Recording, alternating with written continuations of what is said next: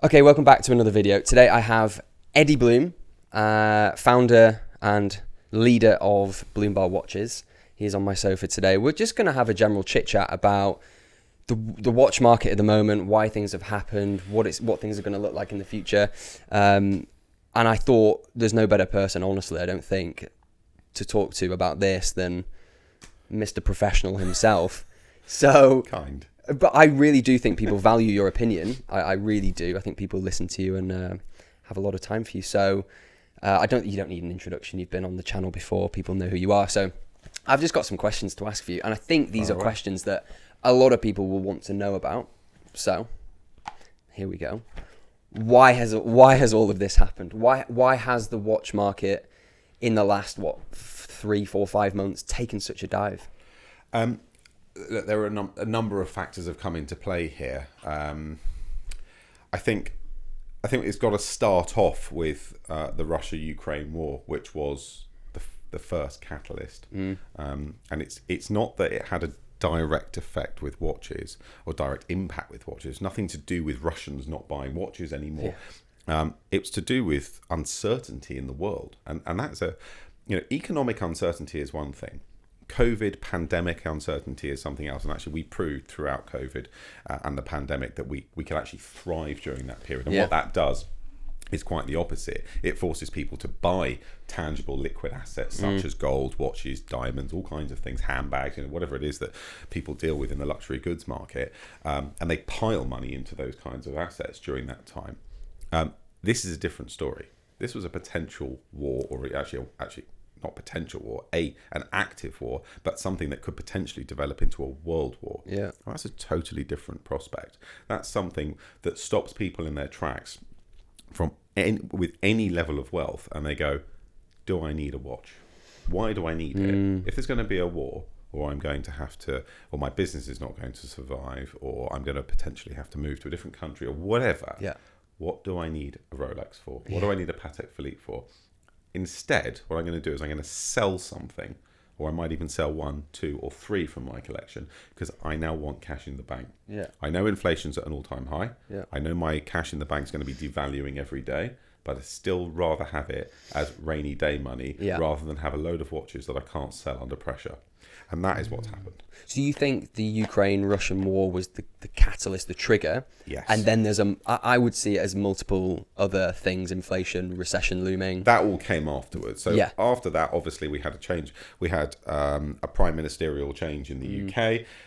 Some very interesting economic policies put into place, which, as we all know, had a catastrophic effect in a very short period of time. Interest rates started rapidly rising.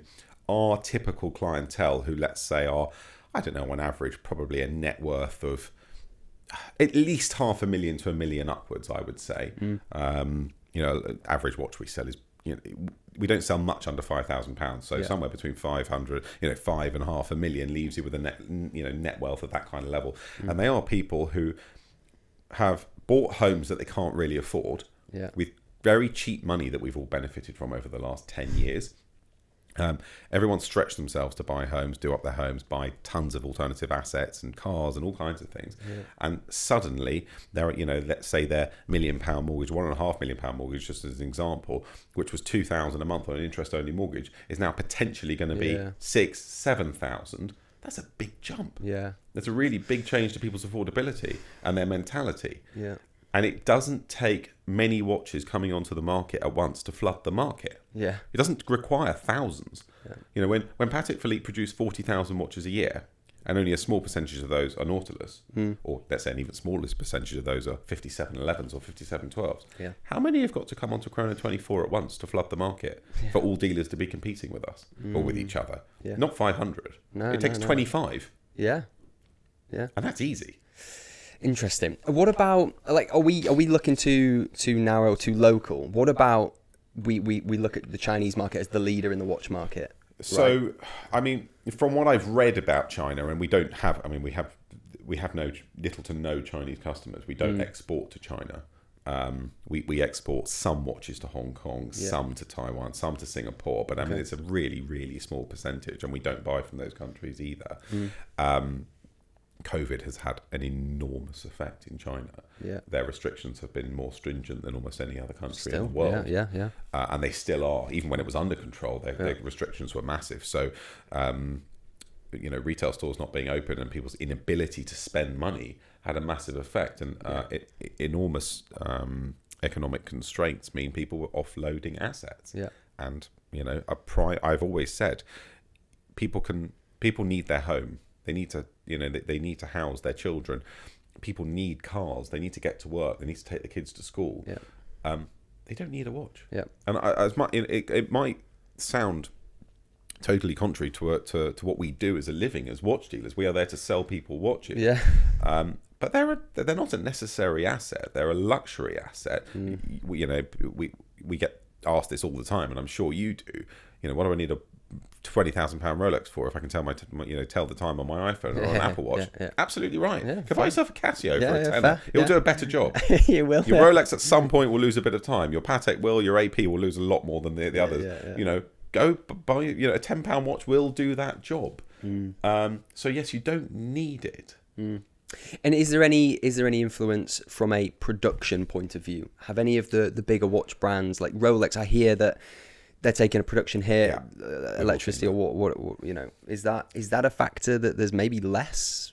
I don't think we've seen that yet, the effects of that yet. Rolex have only recently announced their new factory, and we don't know how much. But that might be a positive effect for us if there's less production, right?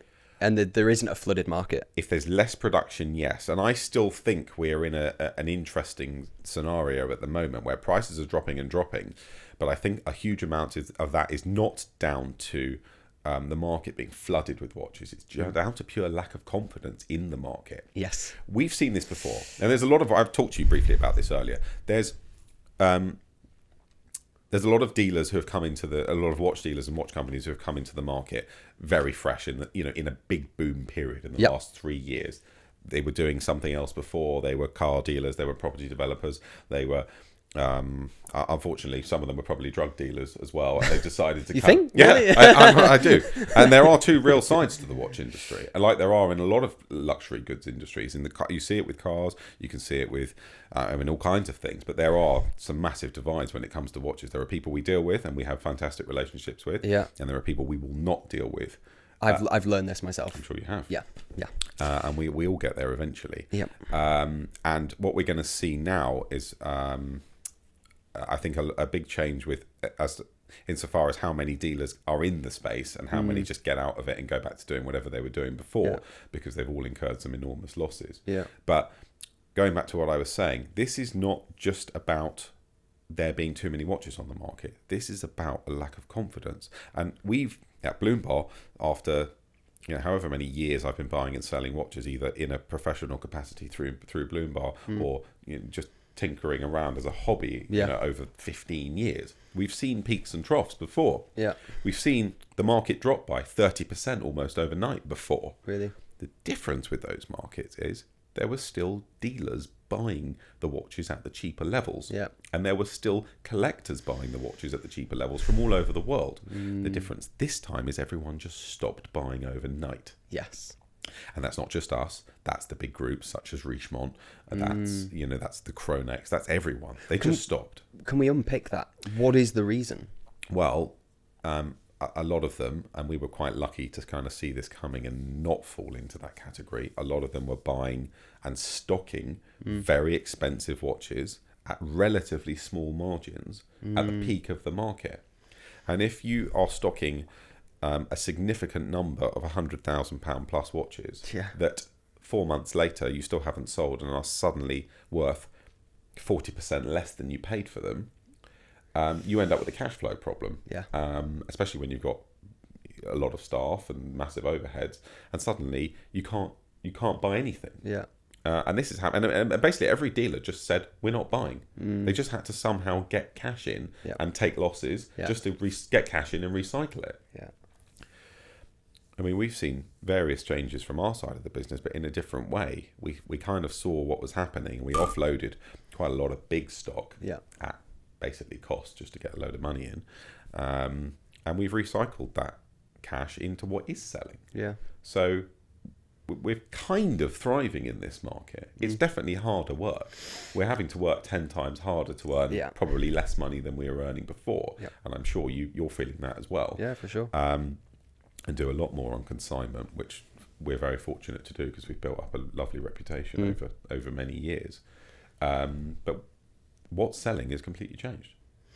So I want to touch on what you said. In the interest of the viewers, people probably will presume that dealers have lost a lot of money. Yeah. Is it the case? I think some have, and I can't speak for everyone, and I don't deal with everyone, but the few that we do deal with, and I think certainly the ones who specialise, for example, in RM, the ones who specialise only in very top-end Pateks and solid gold Rolexes, no question are going to have felt it quite significantly. Really?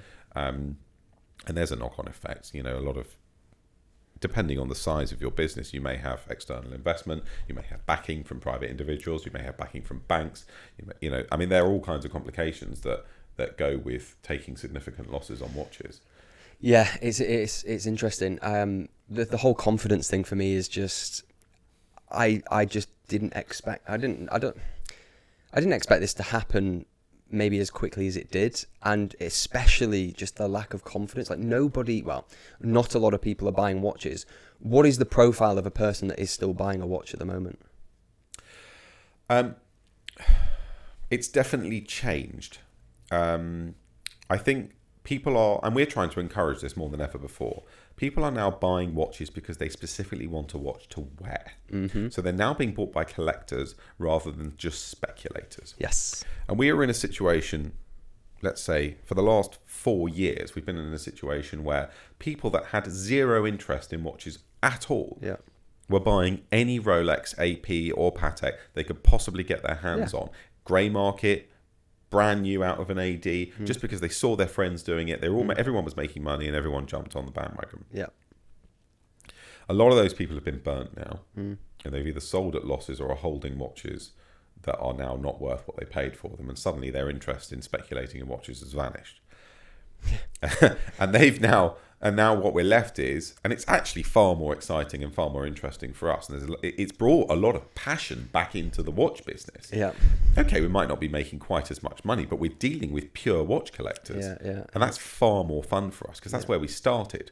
Yeah. We started, or certainly for Bloombar as a company, I started dealing in pre-owned used watches. That watches that had a story to them, watches that had history that people had owned and enjoyed and were upgrading or selling or for whatever reason. And we've kind of gone back to that now. Yeah. And we're not only dealing, I think when it got to the point where a 5711 came across our desk or a 5726, and we almost didn't look at it twice.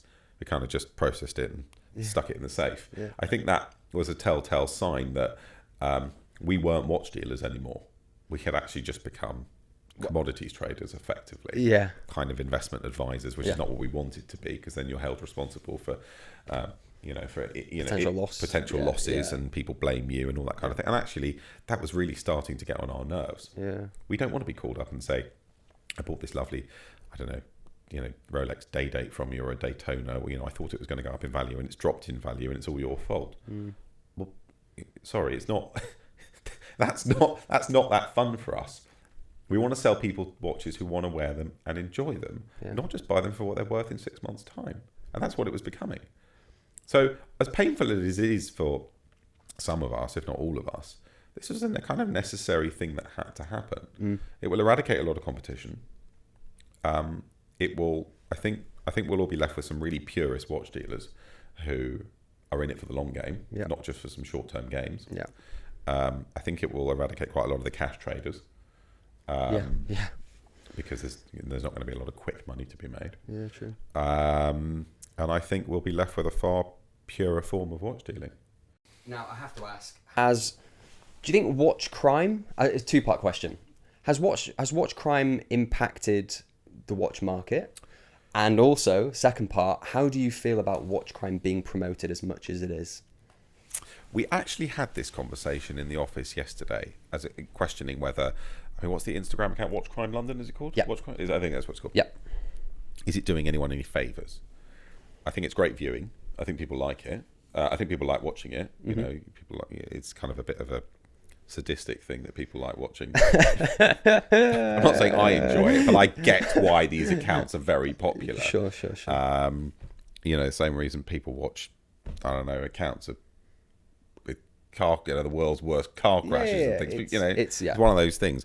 But no, I don't think it's doing anyone any favours. I think there is a positive to it, which is it teaches people to be more aware of their surroundings, and how to safely wear a watch. And I think accounts like that should do a little bit of focus on, okay, we're showing you, a robbery that happened in Knightsbridge yesterday, but how could they have prevented this?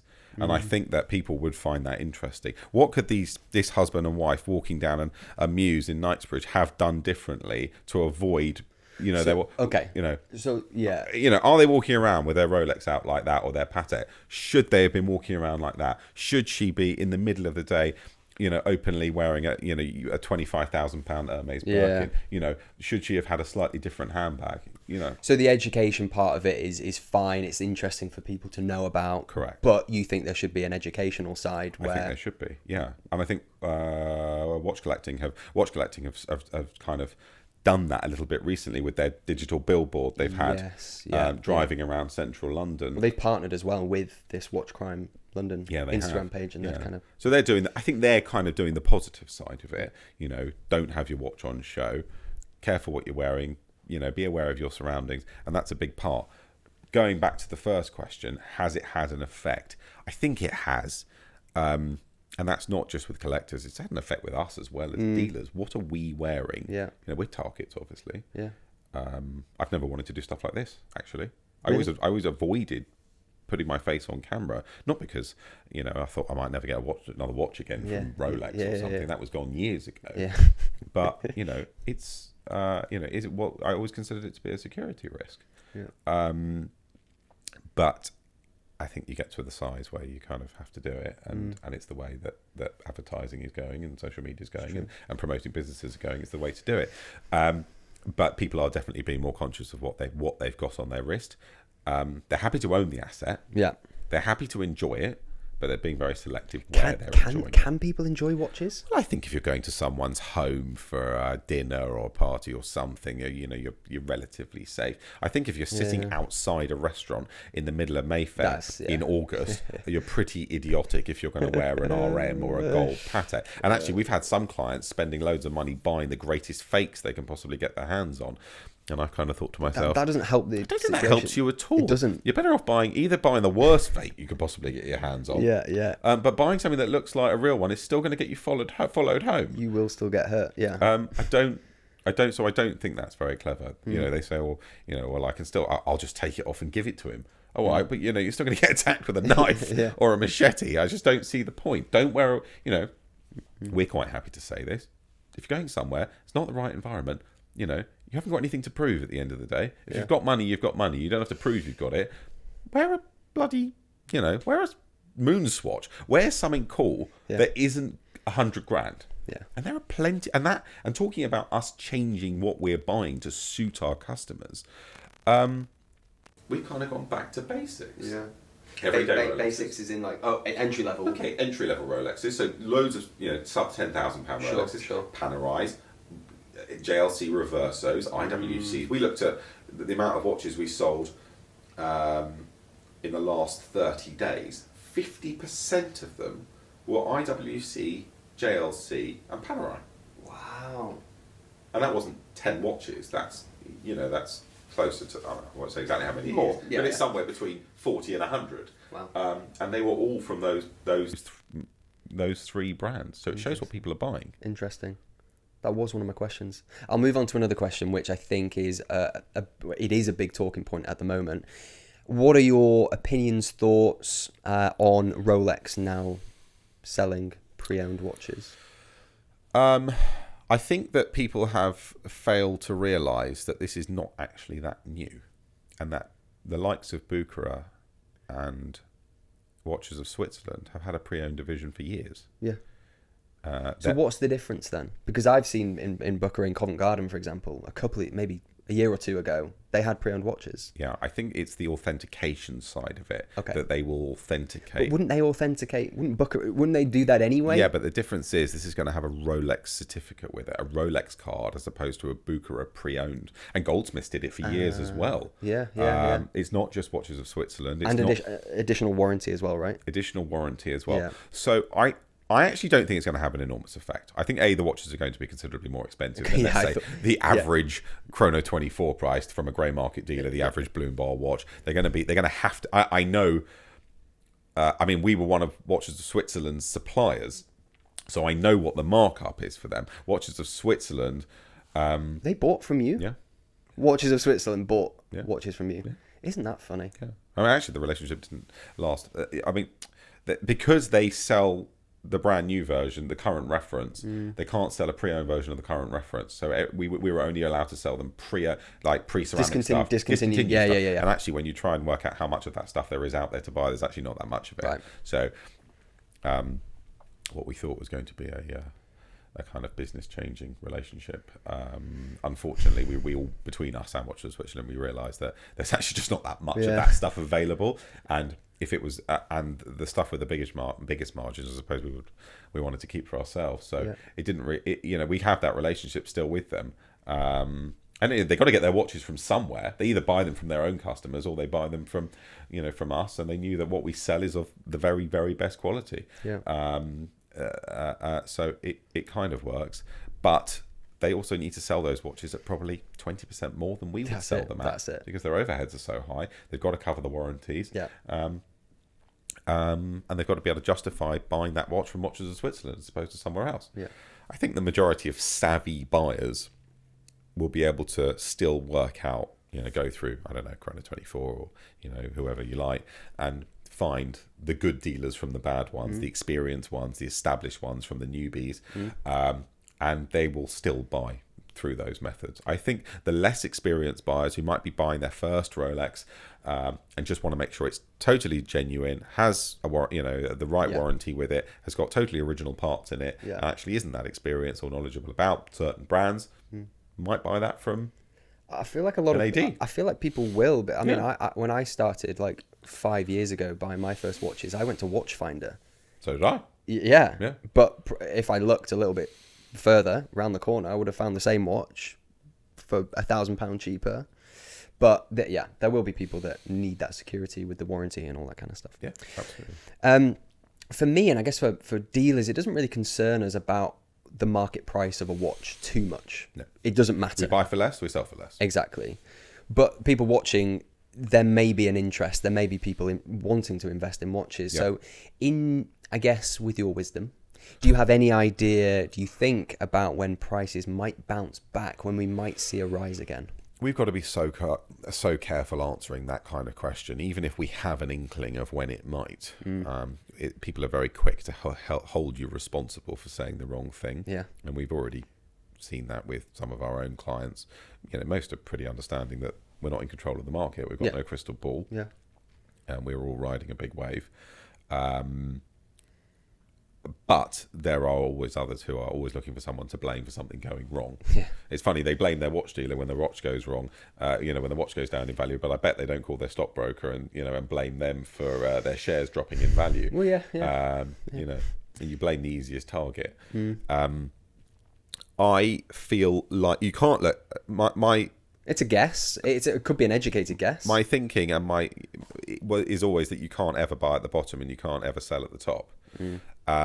I feel we are somewhere near the bottom. We may have already seen it. We're seeing confidence coming back into certain brands. I can tell you there was a period where we didn't sell an AP for over 4 months. Wow. We are now selling APs again, though. We've sold 2 or 3 in the last month. There was a period where you couldn't sell an Aquanaut or a Nautilus for love nor money, no matter how cheap it was. Yeah. We are now selling them again. So I think that's the best indicator that things are now on the move again and people are now getting a bit of confidence back into the market. Yeah. I think with all crashes, whether that's a property crash, a stock market crash, whatever it is, and there have been, I think I read recently, there have been something like 30 stock market crashes in the last 100 years. And it was a really interesting statistic that I think with every one of them, stock markets had bounced back to their pre-crash levels within 20 months or something. Okay. So recovery is often not that long.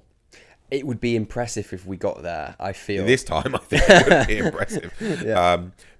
Because we're also dealing with quite expensive money at the same time. Yeah. And our generation, I'm older than you, but we're still kind of within that same generation, have pretty much only ever seen cheap money. When I first left school, interest rates were at, I don't know, 7-8% or something like that.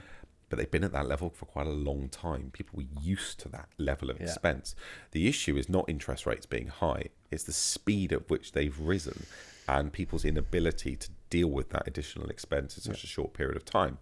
And the other thing is that people have got vast amounts more credit card debt, more personal loans, higher school fees. Everything is more expensive. People have more of everything. They've stretched themselves to the limit, much more so than they did in my parents' generation, or dealing with the 1974 crash, or the 80s crash. They didn't have the levels of debt that we all have now. So that plays a big role in recovery. I think now, well, I'll tell you what, I'm not going to advise all of them. Okay. What would I do with my money now?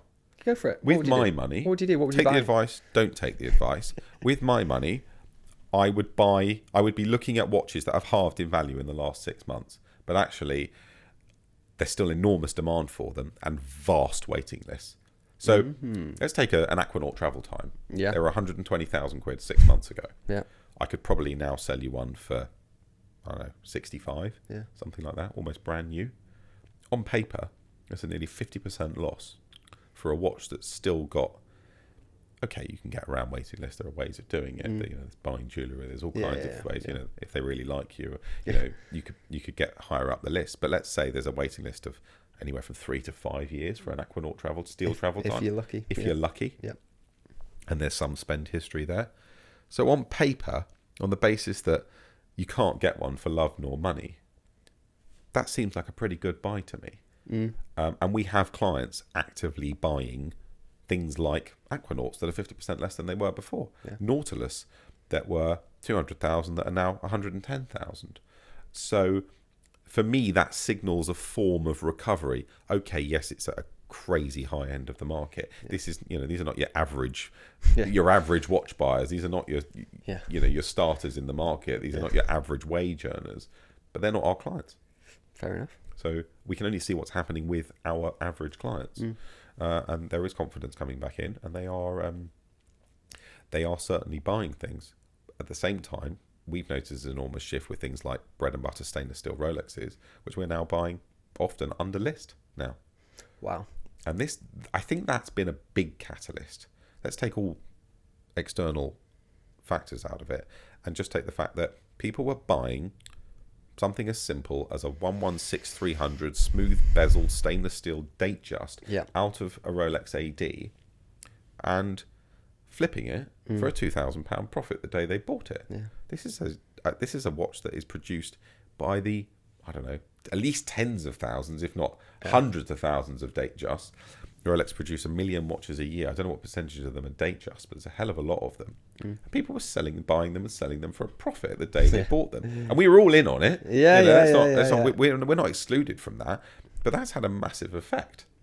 There are now way too many Datejusts out there. So true. And people are almost flabbergasted and offended. I had someone call this morning wanting to sell one, and I offered him, I said, on a good day, we might pay you retail, but realistically, I haven't looked at how many of them we're holding, but we're probably going to pay you under retail. And I think he was almost offended. But, that's the way it is now. That's not a bad thing. It's been fascinating. Thank you so much. I think if you guys have any more questions for Eddie and the Bloombar team, please comment below what those questions are. We can always do this again. Maybe I go visit them in their office next time, whatever. If you have differences in opinions, let us know. It's just interesting to get, for me anyway, it's different to get your opinion, speak to buyers and what they think. So I appreciate you coming. It's been my pleasure. Very educational. Thanks very much. And like, subscribe, and I'll see you guys soon.